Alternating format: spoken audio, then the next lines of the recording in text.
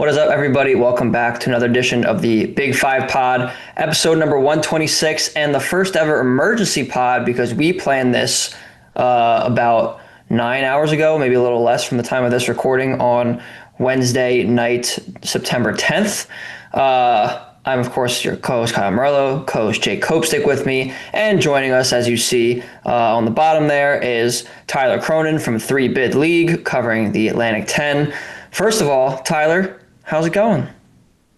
It is going good, Kyle. I mean, it's always fun when we get a nice little Wednesday afternoon where we feel like we can't leave the Twitter sphere. And that's what happened today. It was just pure entertainment for about 90 minutes from the moment that we found out Billy Lange was leaving till the spaces started to die down. And then again, when we found out that Steve Donahue might not be the interim coach.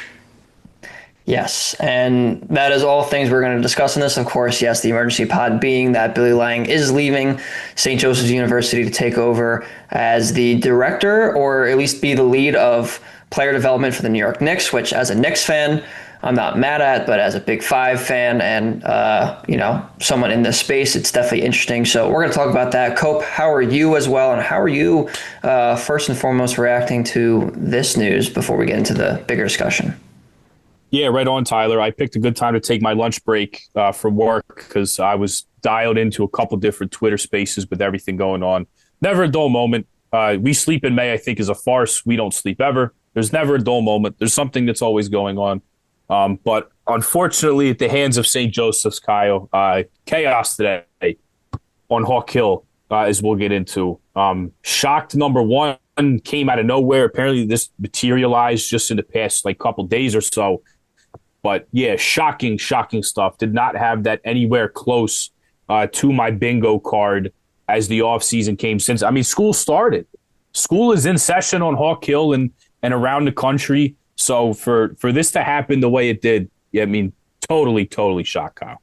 Yeah, absolutely. And as we were talking about just shortly before we were hopping on here, normally when we hop on this podcast, we got a bunch of different things to talk about, people to interview. Today, it's one topic and one topic only. So let's dive into that right now. I'll set the table first here. So obviously St. Joe's needing a new head coach now and getting one seemingly, which we're going to discuss too. But Billy Lange in his tenure, 81-104 in his 6 years as head coach. Of course, that does include a little bit of a weird COVID year in 2020-21 when he went 5-15. The last 2 years, though, 20-win seasons in each of them. And I think I take that with a grain of salt because we can talk about the performance of the expectations. Performance not matching the expectations of some of those teams.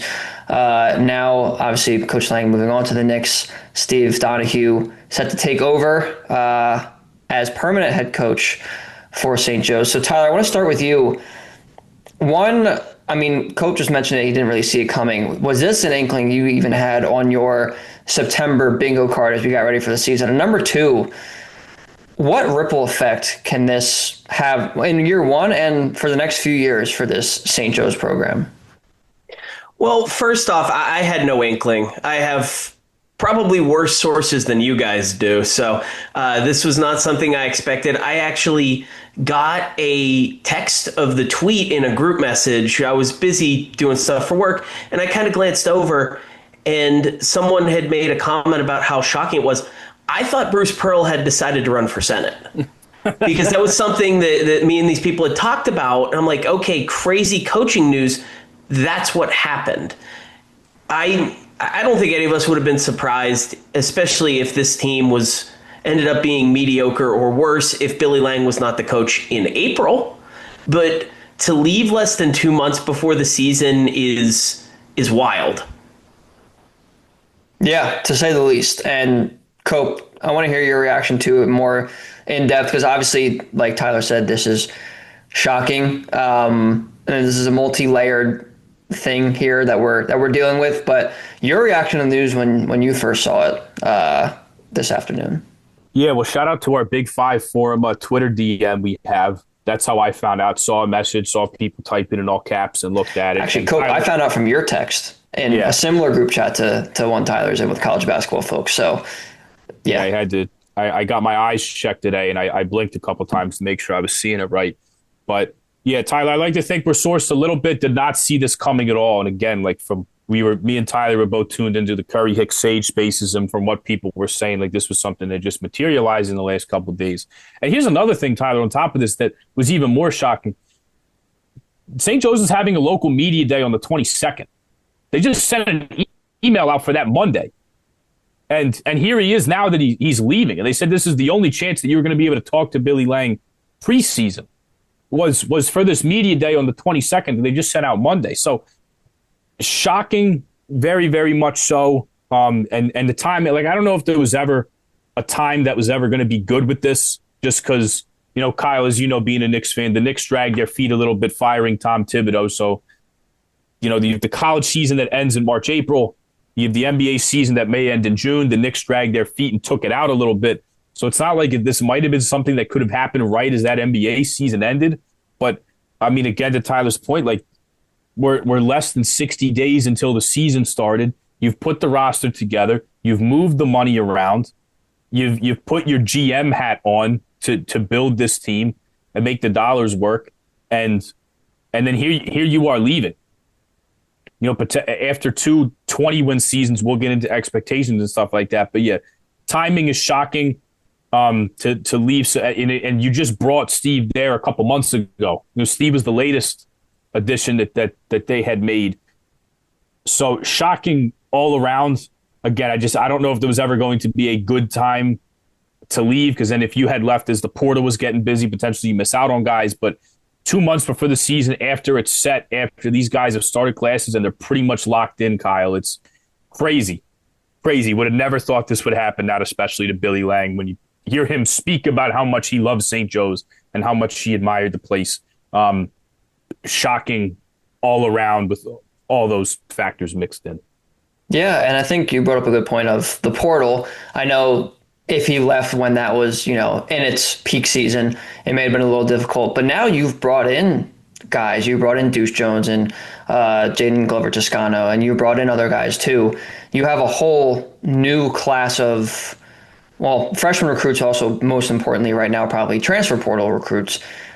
What, Tyler, can happen with that now? Do you think that there's a chance that some of these guys, that him and maybe even people in the previous staff, and obviously Justin Scott had a pretty big recruiting influence and he bolted to Oklahoma with Xavier Brown as well. Like, do you think there's a chance that some of these guys might not play for Hawk Hill in 2 months here? So they have 30 days where they can leave and enter the portal. But we saw this with West Virginia 2 years ago. Was in a similar situation when Huggins got fired after the whole drunk driving thing, which was, I think, a little bit earlier in the offseason. But I think just given the fact that everyone got their payments seemingly early this year because of the changes in NIL, and there was a big rush to get people paid in May and June. And so you think about some of the bigger end transfers and Deuce Jones, you can kind of just look at the list of the teams he wanted to go to. I'm sure St. Joe's, if they did not win the bidding, was probably pretty close. But I assume he's gotten his money. And so for a lot of these players, it's no longer about that coach relationship. And maybe someone is absolutely crushed that Billy Lange's gone today. I certainly buy it. There's a few guys who've been there a couple of years. But for most of these players, for them to leave, you need a team that's desperate right now to call them up and say, hey, what's St. Joe's giving you? We'll beat it. And so if someone's willing to overpay for one of the players on this roster, I wouldn't be surprised at all if they lose a guy. But I doubt that there will be some sort of mass exodus. 1, maybe 2 players.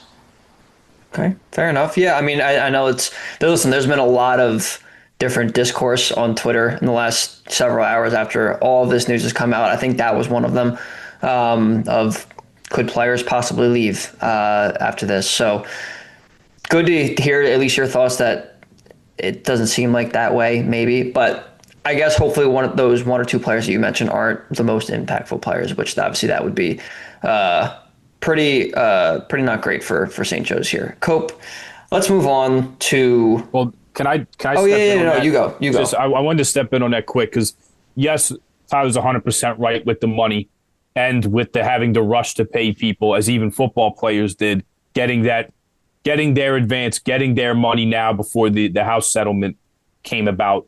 But Tyler, another example I'll bring up, and this is one last year that happened even sooner. How about when Tony Bennett left with just, mere weeks until the season started? Who has space?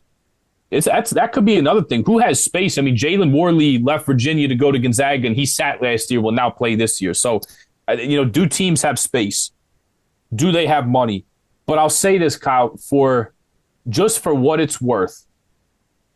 As Tyler said, you have some guys there. You have Anthony Finkley. You have the freshman class that all decided to stay last year. Kevin Cronin, Mekhi Johnson, Steven Solano, a Dacier Haskins, like even a Derek Simpson and Justice Ajabo are going into their second years in the program. But I'll point out something with the transfer class.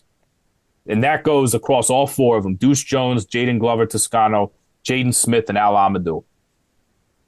They were all familiar with St. Joe's. These were all guys that Deuce that played against them 4 times. Jaden Glover, when he cut his list to his final 8, St. Joe's was in there. Al Amadou, Philly guy, local guy, he was recruited by St.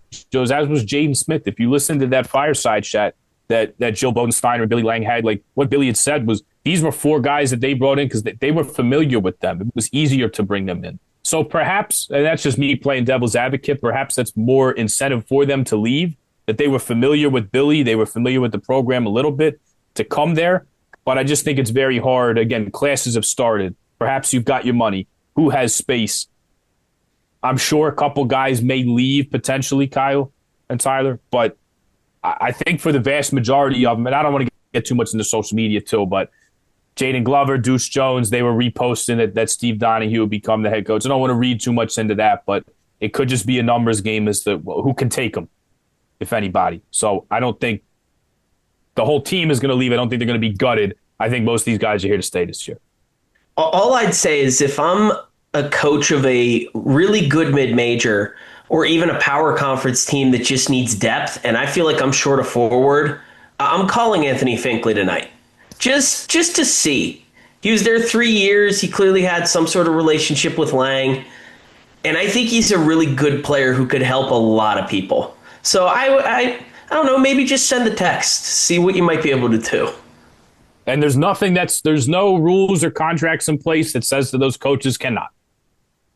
Like technically there's rules, just nobody enforces them. There you go. Yeah. Well, that's college sports these days. But honestly, guys, there's a few players on the roster who that will probably happen to. Deuce Jones, Jaden Glover, Justice Ajabor, Anthony Finkley, all guys who I could see. I'm not saying they're going to leave or should leave, but like you said, Tyler, calling the phone and being like, what's your situation? What are you thinking? You know what I mean? Like I think it's definitely possible. This is a very unique situation that only happens maybe once a year, even if that.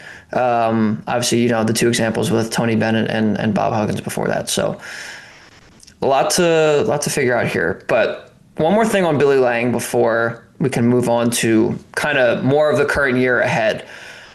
We talked a little bit about it with the last couple of seasons. 21 wins in 23-24, 22 wins last year.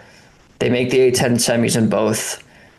However, going into those seasons, they were projected to be that or more. The talent was there for both of those teams. You had the all-time leading scorer on both of those teams in the program. You had a player who was an early second-round draft pick in the program both those years. You had a player who was an all-rookie, or who was the rookie of the year in the league, and then all first team in the conference the year after, obviously playing for a Power 5 now, Xavier Brown. A lot of complementary bench pieces as well. This team was talented. Do you think that this not living up to expectations, and as you guys both mentioned earlier, potentially being on the hot seat, probably being on the hot seat going into this year? Tyler, I'll start with you. Do you think, one, that played a part in this, and then two, how do you just assess the end of his tenure with St. Joe's? All right, so I actually had 2 conspiracies that I kind of wanted to play around with here. One surrounding the Lange leaving, the other surrounding the Donahue hire. But Lange leaving, I really wonder, was he truly the Knicks' 80th choice here? Were they spending all summer trying to fill this role, or could he have taken this job in May if he wanted to? And I think back, you mentioned earlier, Tony Bennett, who the moment he left that program, a proud future Hall of Fame coach, a national champion, leaving less than a month before the season. And I realized, he spent all summer, he realized his team stinks. Because if Virginia had been good last year, Tony Bennett's not retiring 3 weeks before the season starts. I gotta kind of wonder the same thing with St. Joe's here. If you're Billy Lange and you're a prideful guy and you like this job and you want to keep it for the future, if your team has a chance to be good enough for you to keep that job, you're not leaving. I wonder if this St. Joe's team might just be a disaster. And if he saw the writing on the wall from summer practice and decided he was getting the hell out because, who knows, the job offers might be worse next spring if he had gotten Gand. Now that is a heck of a conspiracy, and a logical one at that. That's definitely not a far-fetched one. You said you had one for Donahue too, though. What was that one? I feel like I should save this for when we start getting into the circumstances around his hire. Okay, we will save it then. Cope, how do you feel about that though? So here's the thing, Tyler. I don't think this team will be bad. But the thing is, when we talk about expectations for Billy Lange and him falling short and inconsistency from year in and year out, they have good wins. They also have crushing losses that take away any at-large chance for them. Like, I don't think this team was bad enough for him to run like that. But the thing is, even with they're not going to be as good as they were last year. That's just he had probably just on sheer talent the best team in the league last year, just based upon talent. And if he could not get a double bye and could only finish sixth and could only finish 4 games above 500 in the conference, I guess to your point is where I say, okay, well, like, this is probably a team that finishes somewhere between like 8 and 10, somewhere around there. They wouldn't hit that 6th mark that they did last year with one of the best teams they've had in recent memory and the best team that he's had. So I wonder what they could have, like, it wouldn't have been a 6th place team this year, not in my eyes. And here's another thing too, Ty. This is getting more into the team and not so much him and the circumstances. He spoke a bunch last year how young they were. He would constantly say in press conferences, no team is going to play more freshmen and sophomores than St. Joseph's. And this team he has this year is going to be even younger than the team he had last year.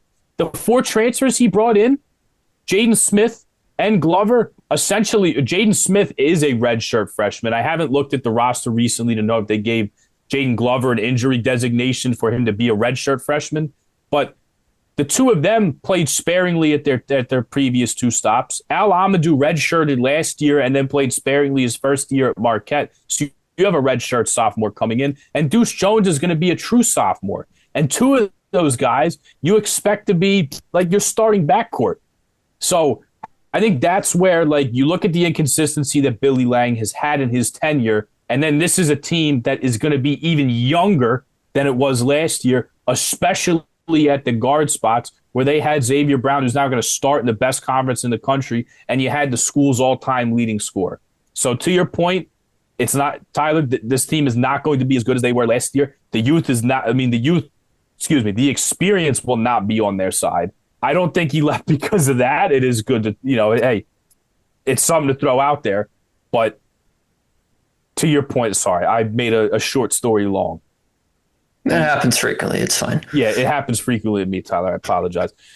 They're not going to be as experienced. They're going to be very young. And if the 6th place finish is what the best Billy Lange team could have last year, the 6th place finish is very likely not in the cards for this year's team. I don't think that's why he ran. But the team, to your point, not going to be as good as they were last year. Yeah, I mean, I would have been surprised if they were, honestly. But maybe finishing 9th would have been enough for him. Oh, I don't. Well, you say that, but then also, here's the thing. Who knows? The year before that, when they had another 20-win team and a team that was probably almost as talented as last year's team, if not, like, definitely in the same sphere, that team finished 8th in the conference. That team was, like, wildly underperformed expectations, specifically in Atlantic 10 play. So, yeah, maybe he saw this team, or maybe he thought he couldn't get this team to a top 8 finish, which Shouldn't be saying a whole lot considering there's 15 teams in the conference. So all of this is plausible. All this is absolutely plausible. All right, now I want to get into the other side of this, which is Steve Donahue taking over as permanent head coach, not just interim, permanent head coach. We had the pleasure of having Steve on as our second to last episode, and great guy, great interview, gave us a ton of in-depth answers of the team that he is now going to be the head man for. So, Tyler, I want to hear your thoughts on him leading this team now, and kind of I want to hear your theories too that you were saving for this time of the podcast. So I actually want to send a question right back at you guys here. Okay. Because it kind of colors my idea of the Donahue resume. How good is the Penn job at this point? Because this is historically the year in, year out top 2 team in the Ivy. But then you look, basically since Fran Dunphy's players departed the school, they had one really good year under Jerome Allen and one really good year under Donahue. And they've been pretty bad otherwise. Like, I took having an awful Penn team to be a mark of really bad coaching, but maybe that's just not true anymore. I'm going to start, Kyle, if you don't mind. Start. So, Tyler, thing with like the last decade plus, I mean, Jerome Allen was a disaster the last 3 years he was there, and then he ended up getting the show cause, I think, for a bribery scandal and stuff like that, which obviously was a black cloud on the program and why it took Steve Donahue a couple of years to get up. But a couple things. First, I'll mention, like, obviously with the rigors of the Ivy League, like, it has been, I think, with what I'm hearing, like, Penn has been stingier on academics than other Ivy League schools, which I think has hurt. And other Ivy League schools are just recruiting better talent than they are. I mean, the last, like, couple freshman classes they've had, I mean, obviously Tyler Perkins leaves for Villanova, which there's just nothing they can do to stop that since they can't pay anybody. But the academic rigors is one thing. And that was even a question asked to Fran McCaffrey at his press conference. Like, how are you going to get the academics, obviously, to keep with the prestige of the school, but to also field a competitive basketball team? And I think that's still ongoing. They did a nice job this year, but that's one thing that I think really hurt Steve, especially the last 2 years, when he lost to Jordan Dingle and a Clark Slacker who just couldn't use their 5th years, and he didn't have anybody else to come in and replace him. So that's for one. And then number two, like, they had Villanova in a couple years ago to the Palestra. They upset them. Place was packed, and they stormed the court, and it was great. But really, Tyler, the only times you see the Palestra filled to the brim, it's not for the Penn-Princeton game. It's not for the Big 5 game that they have on campus, because although I was not at the game, I saw pictures and heard from people that the St. Joe's game last year was not sold out. It's for the Catholic League championship in high school, in the Philadelphia Catholic League for high school. Those are the only times the arena is packed and the corners are full. So I think the fan interest has been waning a little bit, and I don't know what the donor situation is like. I mean, I know that's got to be one of the more well-funded programs in the Ivy League, but just the last couple of years, the fan interest has waned. You see that at games, but I think that academic rigors is like the most important thing. I still think it's a good job. There's plenty of prep schools in the area. You can still recruit good locally. Obviously, being the closest Ivy League school to Washington, D.C., where there's a bunch of other good ones that they can take from. Like, obviously, all the Ivy League schools are pretty much in the area, but I think, like, geographically, it's nice you can recruit your own backyard. Like, it's still a very good job in the league. But those two things, especially, like waning fan interest and those academic rigors, I think will get eased and allow Fran McCaffrey to have success. But I don't think it's as bad as a job as it's been the last couple of years, because I know the last 2 years have not been good with 2 7th-place finishes. But the 2 years prior, I mean, they were in Ivy madness, and they had that 1 year with Jordan Dingle, Clark Slacker, Spinoso, and they just couldn't get past Princeton. They lost 2 tight ones, nail biters, to Princeton, including one in the Ivy League tournament. Like, he did have some really good teams there. It just tailed off toward the end. But I think those are the 2 big reasons why maybe it's not regarded as that good a job, but I think when it's going and when it's moving, that's one of the best. It has to be top 2 in the Ivy League, in my opinion. All right, so then putting that all into perspective, I mean, this all happens, and my immediate reaction was, wow, this all might have actually ended up pretty well for St. Joe's. You lose a coach who might have been a lame duck. You don't have to pay him a buyout anymore. It's late enough. You're probably going to keep your roster intact. And, all of a sudden, your interim coach is a guy who's been a head man for the last 25 years. This is not some circumstance where you have to, and we're going to go back to Virginia again, where now you're hiring Ron Sanchez, who was at Charlotte for 3 years, was awful, and got canned. You're not stuck with some 33-year-old career assistant has now taken over. Now maybe you take this scenario because it means you would still have Xavier Brown, but under different circumstances, this could have been Justin Scott stepping into his first ever head coaching job. Instead, you have a guy who has made the NCAA tournament 4 different times, including 3 of the 5 appearances in the history of Cornell. He's clearly that school's best head coach ever. And he's someone whose offense's game planning has been praised by his peers for a long time. That's a fantastic interim coach to have.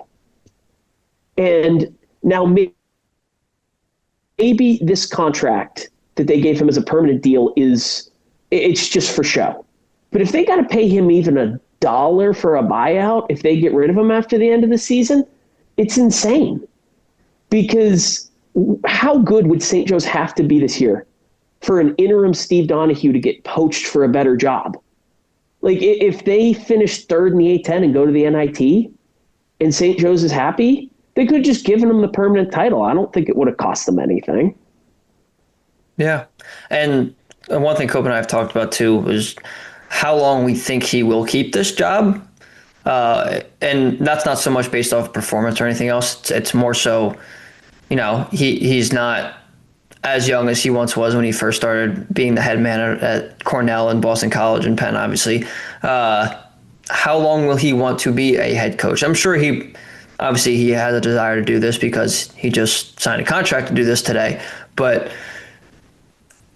will there be replacements in the future, in the near future? What is that timeline for him to continue to be the coach of St. Joe's, as long as things are going well, of course, or at least even going decent? Me personally, I think it's probably a 2 to 3 year window. I think Cope might think a little bit shorter than that. Tyler, what do you think is his potential timeline of being St. Joe's head coach? It kind of feels like it probably is 2 to 3. I keep kind of going back to the risk factor. You're taking on risk by giving him the full-time job when there was probably no risk in not giving it to him. This is a guy who got fired at a much worse job, and maybe you guys are right, and the Penn situation is just bad. Maybe Fran McCaffrey will fail there, and Steve Donahue will be much better at St. Joe's than he was at Penn. But short of that, it does feel like there could be a regime change in the athletic department, and if that happens and he doesn't put up a top 4 A-10 season, which be stunned if it happens this year, maybe it could happen next year. If not, this is probably a quick thing. Yeah, I'll touch on a couple things here, Tyler, to you talking about how, Steve's a very good interim coach to have. And I think what's big with him being, the former associate head coach is, first of all, he's known Billy for a very long time. It is a 25, 30-year relationship they have. Another thing is when you look at the associate head coaches that the last 2 that he's had, last 3, he's never had an associate head coach that had head coaching experience before. You think back to John Griffin. Well, he left for Bucknell to take his first head coaching job. John Linehan then left for BYU. He was never a head coach. He was a career college assistant, a good one at that, one of the best high school players in the Philadelphia area, to go to BYU in their first year in the Big 12. And then losing Justin Scott, who he was in a head coach at Arcadia University, a D3 school about 15 minutes from St. Joe's. But for him to have a guy who he knows well, I thought it was a good hire anyway, because he could have had a guy he had a relationship with, the X and O's. It would have been a good year to have as your first man on the bench. But for him to step in, I think for 1 year is totally fine. A very good X and O head coach, as you alluded to. So for 1 year, I think it's fine. if I want to get to the contract extension really quickly, because again, listen to the spaces that me and Tyler were in, or excuse me, listening to. I don't want to sound like we were the big speakers in the Curry Hicks Sage space, but there was reports that it was maybe 2 years, maybe 3 years. I saw Ryan NBA on Twitter say that he heard 4. Me personally, like I don't know, like I don't know how much that means, even if it is a couple years. I think they're crazy to have some sort of buyout settlement with this guy who, for lack of a better term, like is an interim, just moving up the bench one spot because the top guy left. But I don't think he's going to be there at the end of the year. I mean, he just got there. I'm sure he negotiated something for a little bit of stability or a little bit of, he might be out of there in 6 months anyway, but maybe it's just PR so that it doesn't look like it's that way. But I just think on the part of St. Joe's, like for you to do this, I just don't see like Steve Donahue's 63. Like, why not take it? And Tyler, you said like this is a really good job at a really good league. They got facilities, they have donors, they have history, they have fan support. Some of the best recruiting base. Yes, very good. You look at what Billy did. Not only great in Philadelphia, but great in the DC area recruiting guys, where Eric Reynolds came from. There's so much to like about this job. It's a beautiful campus in a beautiful part of the city. Like, there's so much to like there, not just for a coach to be competitive, but to be successful and to be a sustained winner and have sustained success there, that I think you're almost doing yourself like a disservice. Like, you have to look elsewhere after this year. You have to. You'd be doing a disservice not to see who else is out there if you could get a younger coach. And I'll throw some names out at the end, Tyler. Would love to hear if you have any as well. But I just think even with the jargon of multi-year extension, he's going to be the permanent head coach. Like, that remains to be seen for me. I still think they're going to go elsewhere, and that Steve Donahue will be the stopgap guy for this year. That way it won't hurt recruiting, because then it doesn't look like St. Joe's has a plan, because they have to go the whole season while people are still coaching at jobs, and they can't just have a plan right then and there who the successor is going to be if it's elsewhere. So for recruiting especially, I mean, it just gives you some stability. You have a face there for this year, but I don't think he's going to be there at this time next year. Like, I think we will be previewing St. Joe's next year with somebody not named Steve Donahue as the head coach. Not a knock to Steve at all. A super nice guy when he was on with us, a very good coach. I just think if you're St. Joe's and you're looking to make a big hire here for potentially a younger guy who could be there and sustain things, and who you think you can poach up from another level to be a young up and coming guy, I just think they have to look elsewhere. So, like, I get it, the contract extension. Could he be there? Could he not? How many years is there a buyout? Remains to be seen for me. Again, Tyler, to your point, I think it's crazy if there's a buyout clause attached to that, if they knew that they were just going to search for one anyway. But I don't, regardless, extension, not how many years, we may never know until he's gone, because that stuff's not going to be released by St. Joe's. I don't believe he'll be there. Like, I don't buy it. Like, obviously it made headlines and everybody was up in arms about the extension. I don't read too much into it, because I don't think he'll be there next year. Yeah. So it's listen, all of this is just so fascinating. I don't think in the Big Five circle we've seen this really ever in this specific situation. I don't know if there's been one in A10 in general that I can think of, but it's certainly just a fascinating thing in general. All right, Cope, you mentioned it. So one final thought here before we sign off on this emergency pod, but I want to hear some names that you guys have. Cope, I know you have quite a few, but I want to save it. We're going to go with Tyler first because he is our guest, and I haven't heard those names already, even though the public hasn't heard those either, because I have heard your list. But Tyler, do you have anyone on your radar for St. Joe's potentially take over after this year? Yeah, so my brain was swimming all day in just the ramifications of the actual move. I will enjoy trying to come up with candidates throughout this year. I think Matt Langle's the obvious first mention. It just an unbelievable job at Colgate, which is like a true coaching hellhole. It's almost impossible to win there. Like, you're so far in the middle of nowhere that you're further into nowhere than St. Bonaventure is. And they've been utterly dominant for years and years. He's a Philly guy. There's been no secret that he has had his eye on this job for a while. Other than that, it gets a little tough. And in that Curry Hicks Sage spaces that Jake had mentioned, they were trying to figure out who like the people with the St. Joe's connections are. And there's just no good answer right now. I think it actually helps everyone's sanity that Phil Martelli Jr. is now the head coach at VCU, because so long as this administration is in charge, he was never getting this job, and he's not leaving VCU for it. So we can just go ahead and cross that off right now. His assistant, Ryan Daly, getting mentioned was funny because that, for content purposes, that would be amazing. And Ryan's going to be a good head coach someday. He's also not even 30. And so he's not getting an A10. Like, you're not giving an A10 job to a 28-year-old or 27 or however old he is. But yeah, I mean, Lange comes up first. I think this is actually the kind of job where you try to see if you could grab a really good Power 5 assistant. Where could you maybe get one of the UConn guys, or think like Florida last year where their assistants all became hot commodities. The only other guy that comes into my mind, and this is really just throwing it at the fan, I'm not sure he has any St. Joe's or Philly connections whatsoever. But if I'm an A10 school and I think I can steal Brian Harshen, who just took the job at South Florida, I would try. Because that guy's going to be a stud head coach somewhere at a Power 5 level. And the regionality may never make it happen, but it's a name that comes to my head from that level.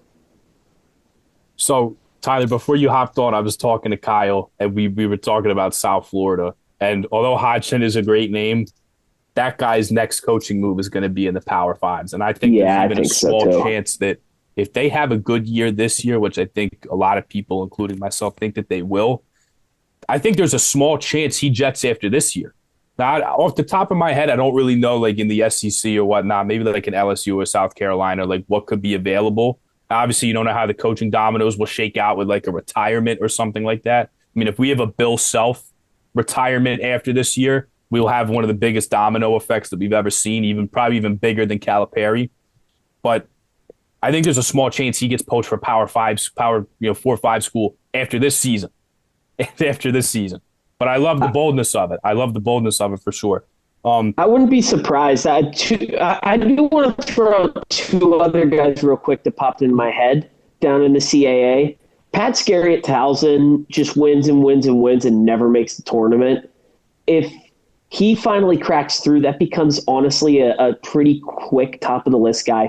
Why can't I think of the Merrimack guy's name right now? I talked about him 8,000 times with LaSalle. Joe Gallo. But Joe Gallo. That might be a little too much of a jump, but a dark horse is if William and Mary can compete for a tournament bid, not even make it. But if they can be top 4 in this league, I'm calling Brian Earl. I think that's a conversation worth having. Another guy who won a lot at Cornell, William and Mary, nobody's won there in 100 years. If he can have a good season, that's another potential rising star. I agree with you. They were a fun watch this year. They played just as fast and just as deep as they did at Cornell, and they were a great watch.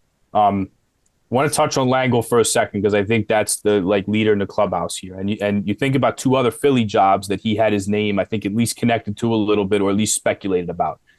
Number one was Temple because he had coached there with Dunphy. I mean, Lange, him and Michael Jordan were one of the best backcourts that Penn had ever seen, late 90s, early 2000s under Fran Dunphy.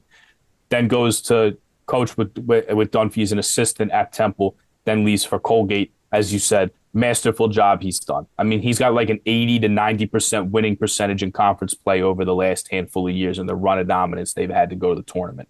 But that LaSalle job is opened up too. And although it's LaSalle and it's bottom of the rung in the Atlantic 10 as far as resources go and recent success, it is a step up in conference. And you saw what he could do at a school where he had to elevate and he had to raise the floor and raise the ceiling, and he did it. And he didn't take it. And then he didn't take the Temple job when they hired Adam Fisher that I thought would have been a great spot for Matt Lange. I think if there's a Philly school he was waiting for, it was this one. And I think if it opens up next year, and he had a transition year at Colgate, Braden Smith left to go to Gonzaga sit out, and then they lost like a Keegan Records and Oliver Lynch Daniels and some of like their fifth year Tucker Richardson, their veterans that had been there a while. So they were young, they lost players. It was a transition year. But if he can put that behind him and put together another year, I don't think there's any reason why he wouldn't want to take this job. When you look at the history, the fan base, and of course the resources that they have in the A-10, I think this is the job he's been holding out for. So Matt Langle's number one. Number two, I think this is a bit more of a long shot. It's a Philly guy. He's only had 3 years and change as a head coach. A Philly guy, although it may not seem that way because he's been on the West Coast so long. That's Chris Gerlofson at San Francisco. 320-win seasons. The first year, did it with Todd Golden's players, but still, nonetheless, I mean, an under-resourced job compared to a St. Mary's, a Gonzaga in the West Coast Conference. 320-win seasons had him very competitive. Very, very competitive. So Chris Gerlofson is another one. And another St. Joe's guy that I touched on was John Griffin III. Now, he's only been at Bucknell for 2 seasons. So that's the thing. 14-19 his first year, 18-15 his second year. They did go 13-5 in the Patriot League last year. So I could potentially see John Griffin, because obviously came from being the associate head coach at St. Joe's, to take the job at his alma mater. So I could potentially see that. But again, young, only the 2 years of head coaching experience under his belt. But not only is St. Joe's former assistant, but from here as well, grew up in Narberth, went to St. Joe's Prep, Narberth, probably 10, 15 minutes away from St. Joe's. So there's 2. Or, excuse me, 3 with Gerlofson.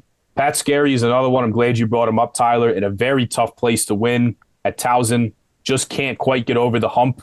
Very good teams. He's going to have another good one this year with Dylan Williamson and Tyler Tejada coming back. But 4 straight 20-plus win seasons at Towson. I think that could be another one. And then, of course, Ryan Daly. I mean, that's the ultimate dart throw, I guess. But St. Joe's guy, recruited by Martelli, stayed for Lang. He's just young. I mean, he's 3 years older than me. I just turned 25, and I think I couldn't fathom being the head coach of a college program in 3 years. So, though maybe that's not really a serious one, because again, Tyler, you made a great point. One day he'll get there, and I think he will be a very good head coach. He's a terrific recruiter from everything that you hear, but I don't think that time is right now as a 28 or a 29-year-old. But Chris Gerlofson, Pat Scarry, Matt Langle, John Griffin III. That's what came off the top of my head today as my wheels were spinning and all this news broke. So be that as it may, my unofficial 5-man list, my unofficial starting 5. Yeah, so if Bucknell's good and Griffin's definitely in the picture, I wouldn't doubt that for a second. The reason I would be skeptical on Gerlofson is Gonzaga's about to leave the WCC. All of a sudden, every year, you're now one well-timed upset of St. Mary's getting to the NCAA tournament. And so that might actually just be a better job than St. Joe's come next year. At least it will be parallel. He's been on the West Coast long enough. Not that he wouldn't want to come back home, but he's done well for himself out there. No, it's a good point. Well, hold on. Isn't St. Mary's leaving too? No, sadly. We could do an hour. I can't believe we're going to break up the best rivalry in college basketball, but yeah, St. Mary's is staying. So it'll be them in San Francisco and Santa Clara and the money factory of Grand Canyon. Or no, Grand Canyon's went to the Mountain West instead. Yeah, they did Mountain West. You mean to tell me that the Mountain West wouldn't take St. Mary's? I would take them right now if I was them in the Pac-12. I don't know. I think they'd be a guess I perfect appreciate the Pac-12 team. Loyalty, but they should move. They deserve better than that. If the Pac-12 had invited them, they're in the Pac-12. They're not staying. They're not turning that down. It's too much money. No, but they don't have football. Although Gonzaga doesn't have football either. Yeah, exactly. So, just keep them together. Yeah. I don't know. I don't get it. We could talk about conference realignment. Cool. Maybe we should have a conference realignment episode one day just to spitball everything if we ever don't have anything, although the season's ramping up, so maybe not now, but it's always fascinating. Maybe. And Tyler, if we do that, you're welcome to join. If you feel as strongly about UMass leaving as I do, we could have you on and we could spitball. Every Saturday I just laugh at UMass football. It's great. Yeah. Hey, how about me and Kyle are both Temple alum? I took great pride in watching Temple go up there, open up a can of whoop ass. Beat the doors off them. Yeah, it was great. Serves them right for wanting to play football on Tuesday and Wednesday nights. Listen, when I boot up the college football dynasty on the PlayStation 5, first thing I do, well, this is also one of the first options that it lets you do, but I recreate all of the conferences the way they are meant to be. UMass is, I mean, there's no Big East football. UMass is in the American. I put back UCF. I put back Houston. I put back SMU. I put back I can't remember. I put like Charlotte and UTSA and all them back in the CUSA. I get the Big 12 back together, the Pac-12 back together. Yeah. The way it should be. Area schools back in the Pacific Athletic Conference. Believe it or not, yes, that is how that works, and they're out of the the Atlantic Coast Conference, that they're not on the Atlantic Coast. It's crazy how that works.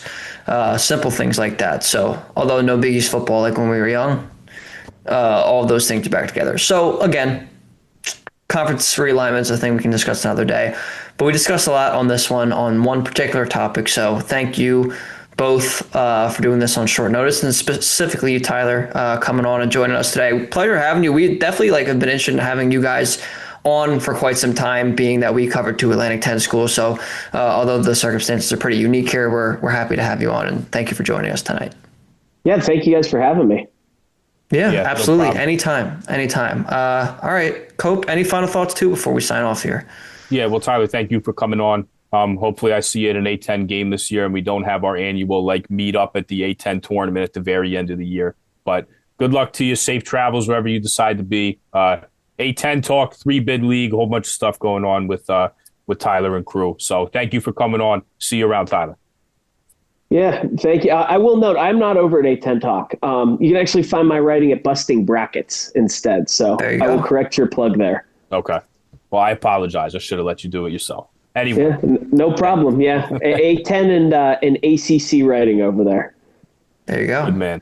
I'll make sure you check on going over to Busting Brackets for that. Of course, 3-Bid League on Twitter and wherever you find your podcasts. And thanks for joining us. Thank you guys for tuning in as always, and we'll see you soon.